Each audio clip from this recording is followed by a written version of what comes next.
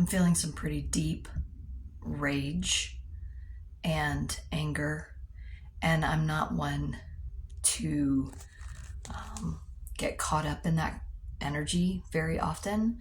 I've been doing a lot of personal work for myself and on myself for really a long, long time, many years. And what I'm recognizing is that I'm feeling uh,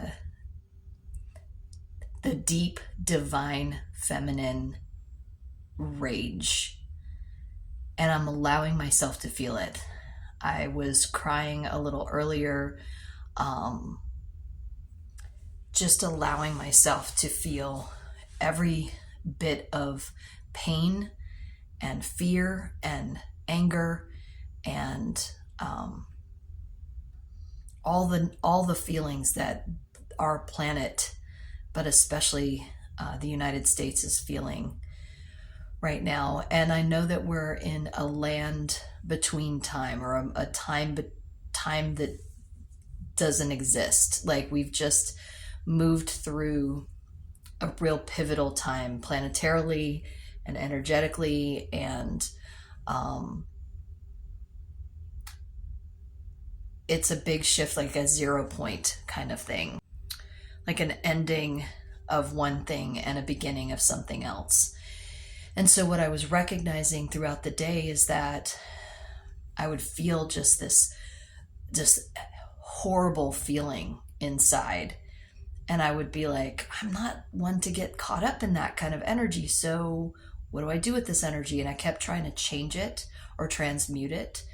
And what I realized over the period of the rest of the day is that I needed to feel it. I just needed to let myself feel that energy, feel the rage, feel the, all the,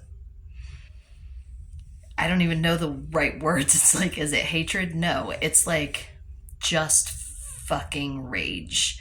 And so I've been letting myself feel it for the last couple of hours, and just like feeling it as it wells up into my throat, and just like I don't know what to do with it. So do I yell? And I don't feel like yelling. So I just feel it. But then I was able to talk about it for a little while with my husband and two of my soul sisters. I've been talking to them throughout the last couple of days, and letting myself feel it and cry and be in it for a bit. And I had a huge epiphany. And this epiphany is that the more I try to control an outcome or have an expectation of an outcome, the more I change the likelihood that it will go the way that I want it to. In other words, if I'm not trusting the process and I have an expectation of something turning out a certain way, then I'm automatically already changing it to not turn out that way. So by having little to no expectation of my process and how I'm feeling about everything right now, as well as just giving myself permission to feel what I'm feeling and express what I'm feeling, it's actually helping clear it and take it and transmute it and turn it into what needs to happen next, which I don't know what that is, and I don't have to know, which is pretty magical for somebody who's really held a lot of heavy energy for a lot of people for a long time, that being me. And so I'm allowing myself to feel it. I'm allowing myself to move through it. And I know, and I trust the process that I'm going through. And I know I'm not the only one moving through this. And I know that we've got this. I know that we are going to get to the other side of this. I fully trust and know that that is true. And it's not that I have an expectation of it. I feel it. I feel it in my guts. I feel it in my bones. I feel it in my blood. I feel it in my soul.